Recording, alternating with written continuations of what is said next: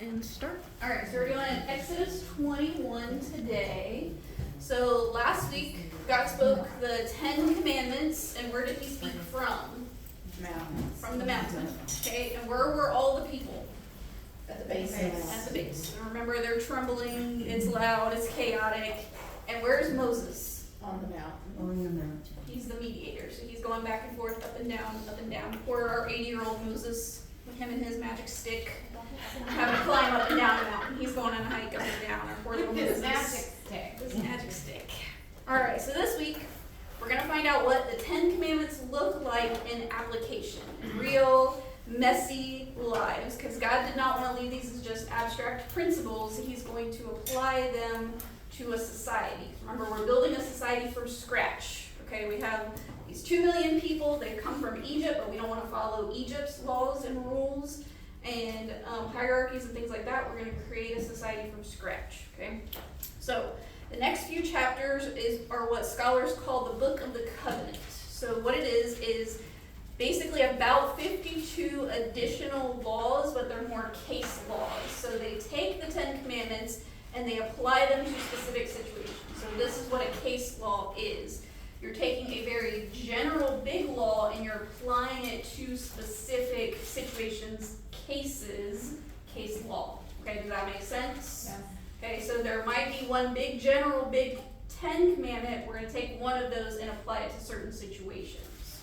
Okay, so that's what these are. These are not 10 plus on the same line. These are 10 and then we're going to go down this way, case law. Okay, you're going to kind of see some situations as we go through this. Okay, so this is the part where there are a lot of people kind of check out of Exodus. We've gone past some of the big miracles. We've got the 10 commandments behind us. We just want to kind of put an end marker here. We don't want to deal with the rest of what happens in Exodus, okay? But I want to study this for a specific reason, because the truth is what a society protects with its laws shows what is important to that society. And the same applies with God.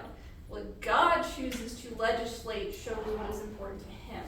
Okay, so remember, these are not the people coming up with these laws. This is God saying, this is what I'm going to tell you to do. Okay, so this is not man-made laws and regulations and case law. This is God-made case law. Okay, so we're going to see God's heart behind all of it. All right, so the surrounding nations also had some very specific laws and case laws. The Code of Hammurabi is a very famous one. It's coming out about the same time as all of this. You're going to hear some familiarities if you know anything about the Code of Hammurabi. But God's law consistently extends protection to people that the surrounding cultures do not deem as human beings. They are deemed as property, namely women and children, okay, and slaves and servants and things like that, okay, and the poor. All of those people have less legal standing in the surrounding culture. You're going to see God has a different heart for those types of people, all right? He wants his nation of Israel to be radically different. So don't think of it in the 21st century American mindset. Okay? We're going to think Old Testament Israel mindset. Okay? All right. So let's start in chapter 21, verse 1. So this is God still talking to the people. Now these are the rules that you shall set before them. When you buy a Hebrew slave, he shall serve 6 years. In the 7th year, he shall go free for nothing. If he comes in single, he shall go out single. If he comes in married, then his wife shall go out with him. If his master gives him a wife, and she bears him sons or daughters, the wife and her children shall be her master's, and he shall go out alone. But if the slave plainly says, I love my master, my wife, and my children, I will not go out free, then his master shall bring him to God, and he shall bring him to the door or the doorpost, and his master shall bore his ear through with an awl, and he shall be his slave forever. Very, very radical situation here. Okay, so we went from the 10 commandments pretty clear to what in the world is going on here. Okay, so the very first case law that God gives them addresses servants. Okay, who is he talking to? To the people. To the people who are former slaves, former servants. Okay, they've come from that life, they've now been freed. Okay, so God is enacting this very first case law that has to do with servants. Okay, they have to not recreate what happened to them. because we can all kind of fall into that slippery slope if we don't have those boundaries in place, okay? So God is not endorsing slavery here. He is regulating a practice that already existed and will continue to exist, okay? It's going to exist for another 1,000 years after that. So this law set a maximum duration of servanthood, 6 years. No matter how much debt you signed on for, you only serve 6 years, 7 years, you go free. So whether that's $1 debt or $1 million debt, does not matter. You serve 6 years, you serve your 6 years, you're done, okay? It also addresses family situations. It says if a man enters into it single, he leaves single. If he goes in married, he comes out married, okay? And we go, sure, of course, right? But this protected the man. It did not force him into marriage that he did not want to address with, and he also could not lose his marriage. So if he goes in married, the master did not have control of taking away his wife or his children or things like that. So he went in and came out the same. So if you were married and you had 10 children in that 6 years, those kids, that part, they still went with you because Yes. you were already married when you went. Yes. Yes. Okay? So you could not be forced to marry, and you did not have your wife or your children removed from you. So it was basically leveling out the playing field. You entered servanthood and you came out the same way. Okay? So that is protecting that. And it gives this remarkable provision. If after 6 years the person decides, listen, I love my master, I've got a great thing going on here, or if he has been given a wife, he loves that wife and children, he could choose to then become a forever servant to his master. And this is how you did that. Is that where the bond servant comes from? A bondservant and a servant is just about the same thing. Okay. It means that you're willingly entering in to pay a debt. You're bonded to that person for the amount of the debt. Okay. So if you said, listen, I want to stay, even though my 6 years are up, I would like to stay. So they had a physical ceremony that they would go to. They would go to the temple, which is not yet, but will be.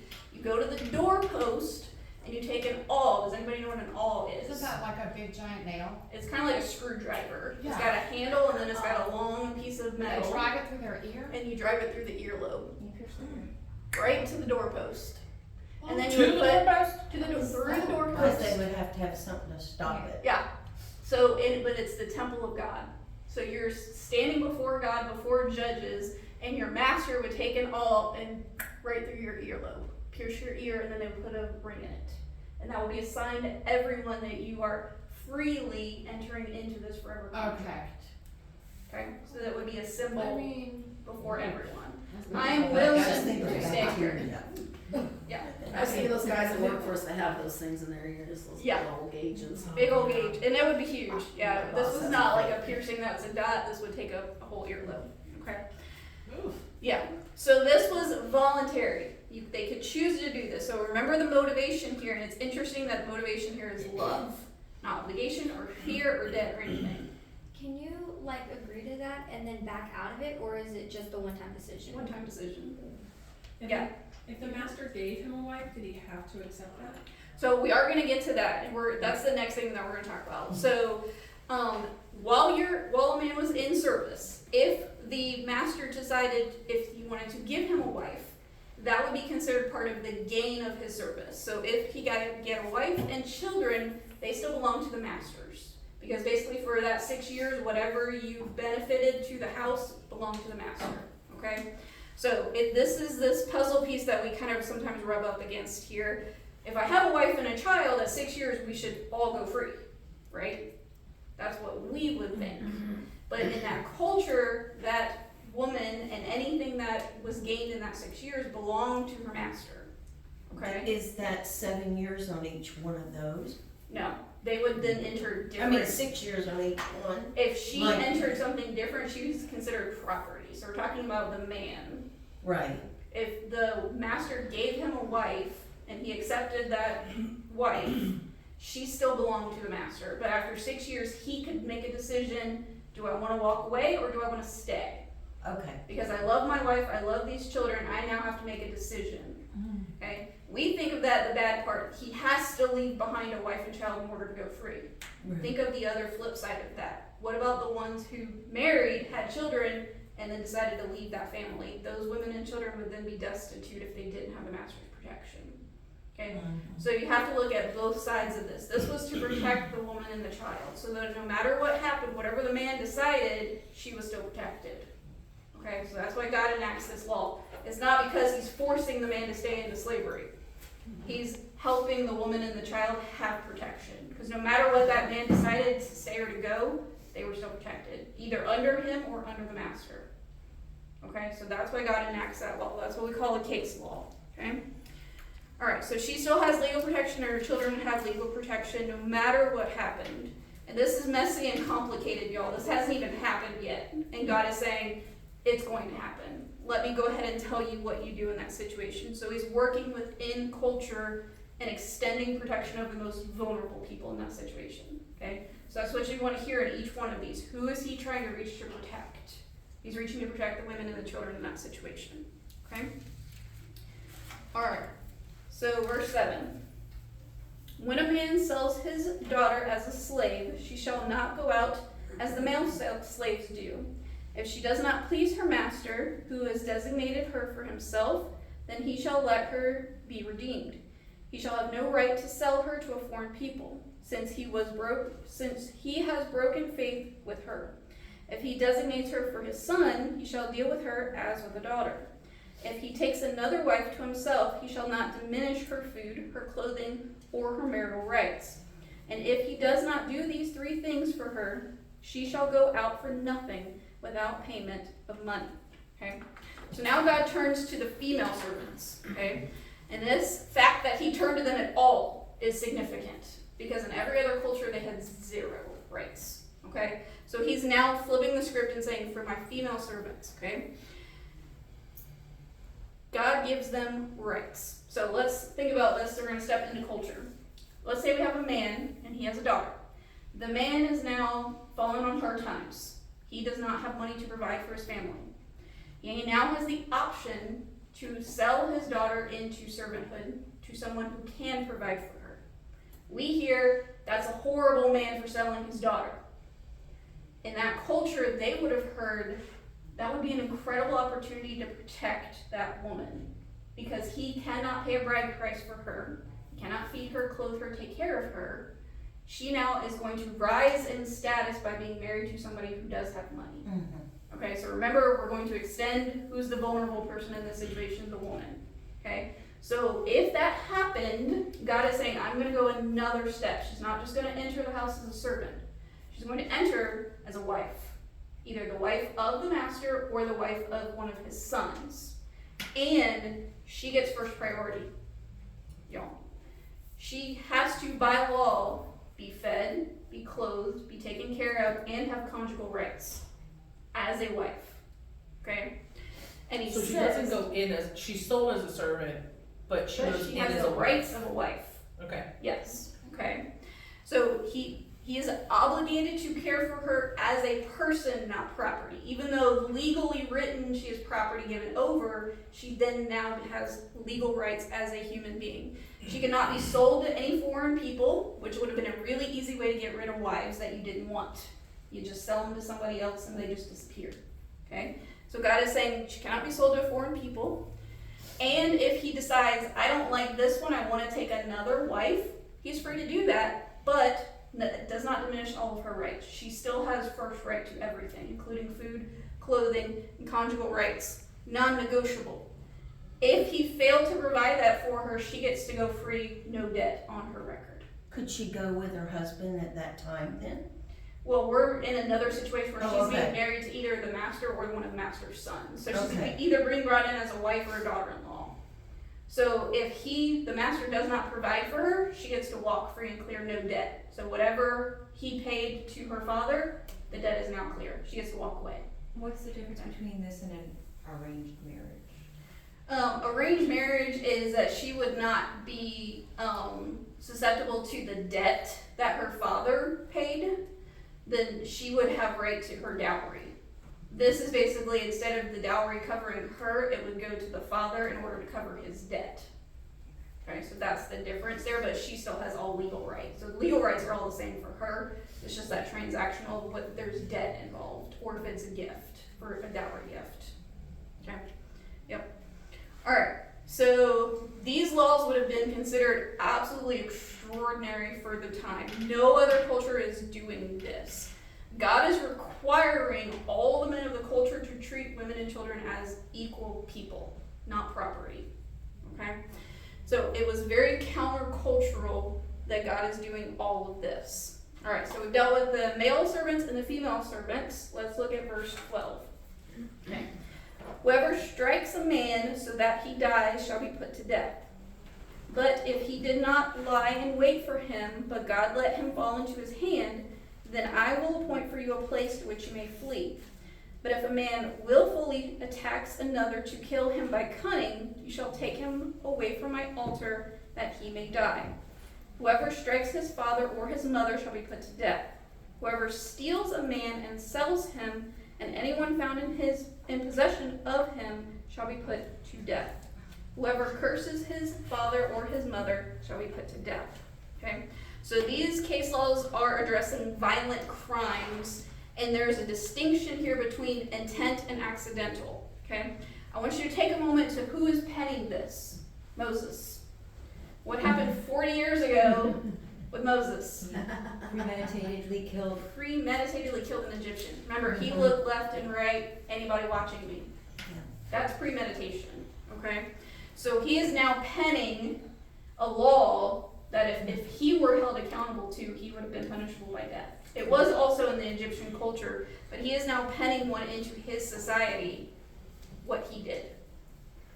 Okay? Statutes of limitations run out for Moses.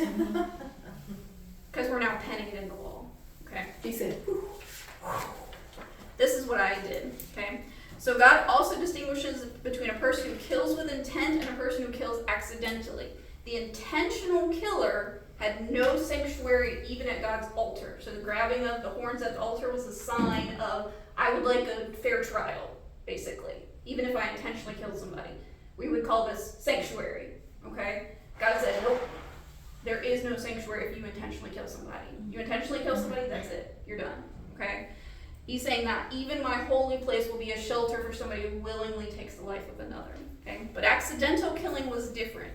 He's later going to establish what's called cities of refuge. Okay? So if they couldn't get to the altar, they could get to another city. It's a city of refuge. For somebody who accidentally caused the death of another, then you could have a trial. They would go then investigate what happened, if it was truly accidental, if there was premeditation, all of those things. They would get a fair hearing.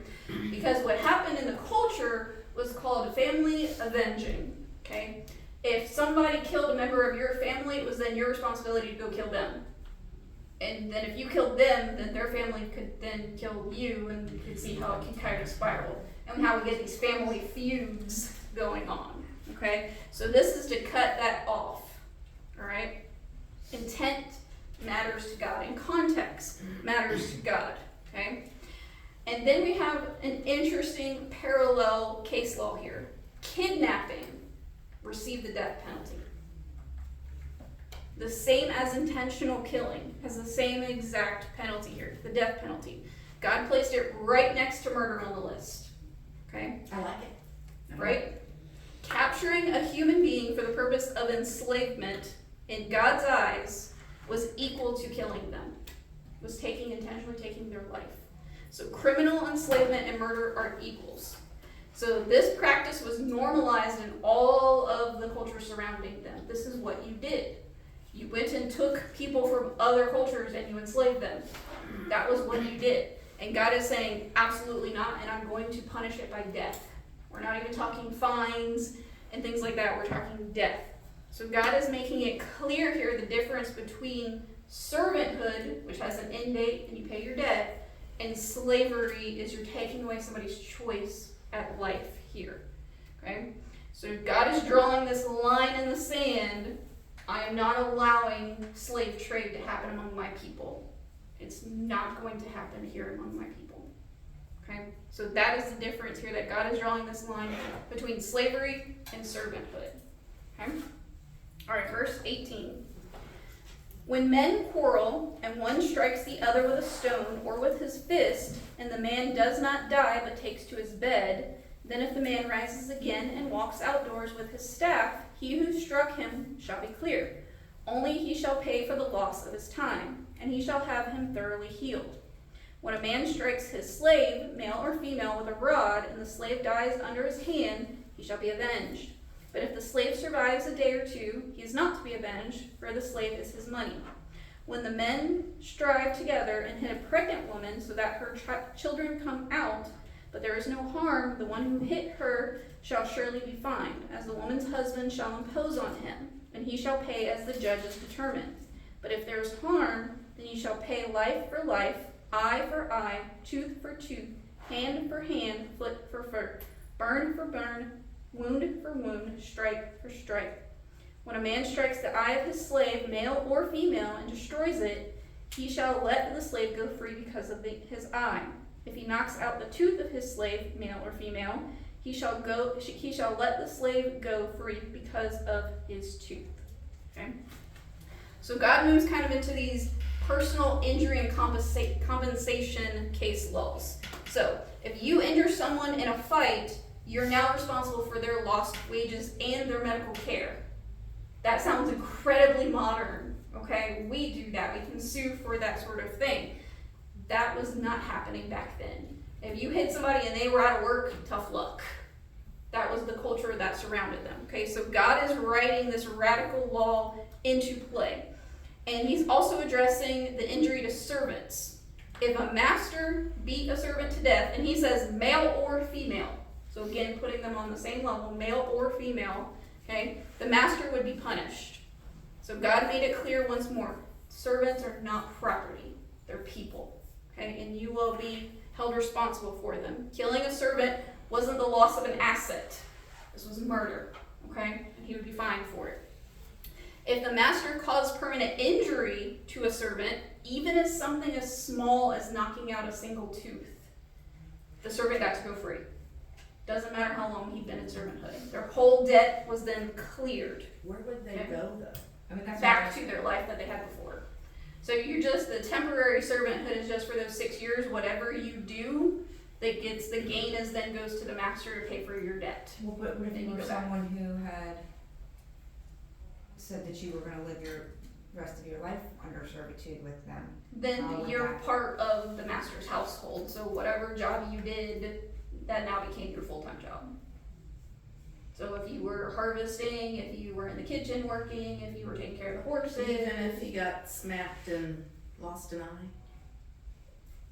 It doesn't go specifically into that, but that's the idea, that then he would then get to decide if he wanted to be free and go back to his You're own. getting out and leave. Yeah, okay.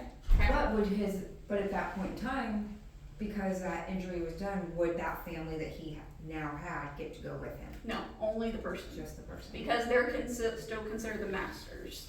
So they're not now tied, they're still considered the masters. So then even at that point, okay, I got my tooth knocked out, but I can still say, no big deal. Yeah, you can still choose to stay. Okay.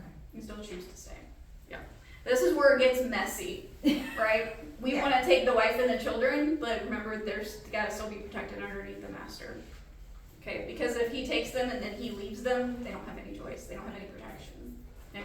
So God is extending it beyond. All right.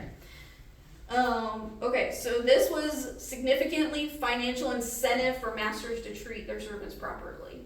Okay, because it might cost you if you mistreat your servants.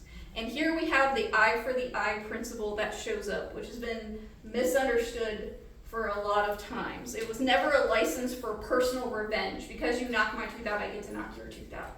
That's not what this is about. It's about a limit of punishment, okay?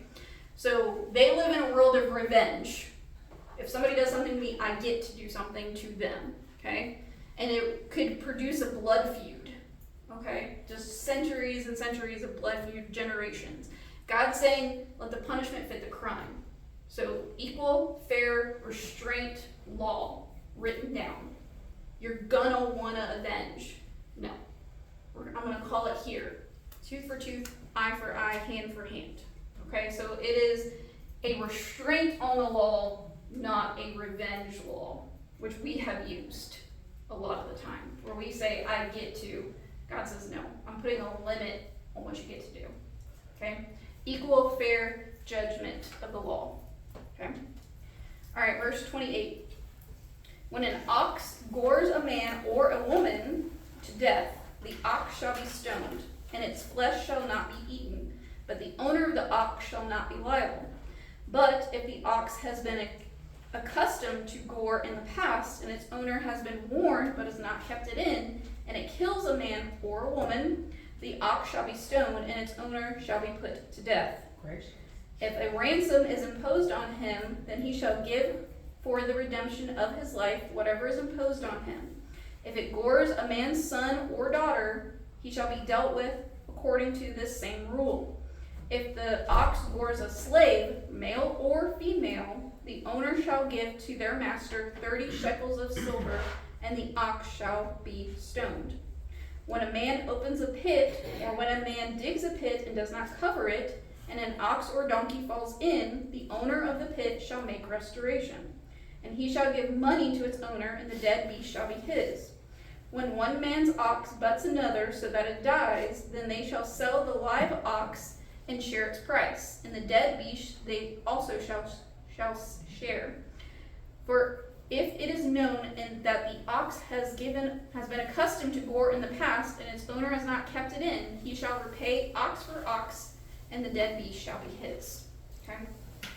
So this section deals with animal control and negligence, which sounds kind of mundane until you see what God is actually establishing here. Okay? He's making people be held accountable, not just for what they intend, but also for what they neglect to do. So ownership comes with responsibilities built in, and God's going to hold them each accountable. So if you knew that your ox has a history of harming people, and you don't take appropriate precautions and someone dies, you're responsible for that death that your animal did.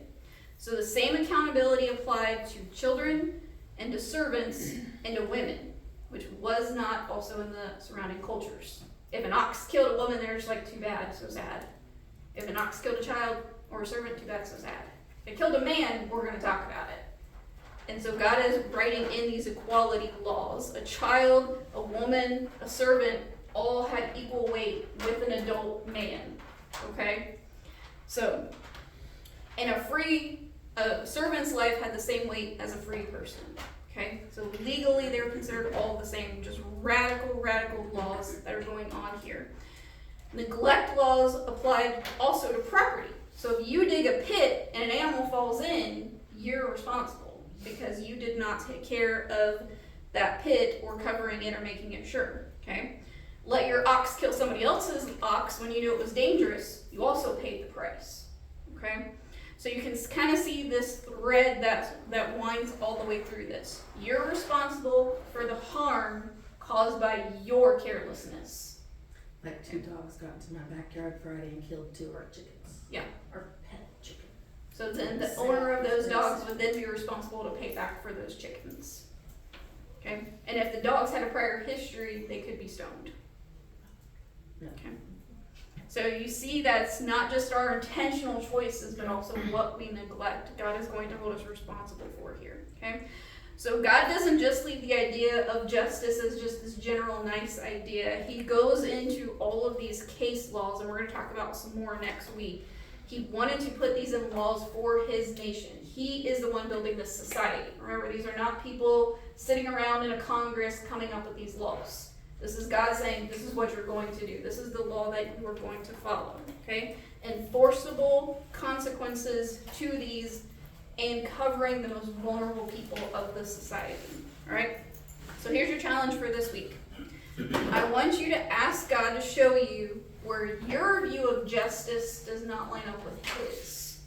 Now, it might not be in the specifics of these cases because you might not have a servant or an ox or things like that. Okay? But we all deal with justice and injustice. So I want you to ask God where your view of justice does not line up with his view of justice. Okay?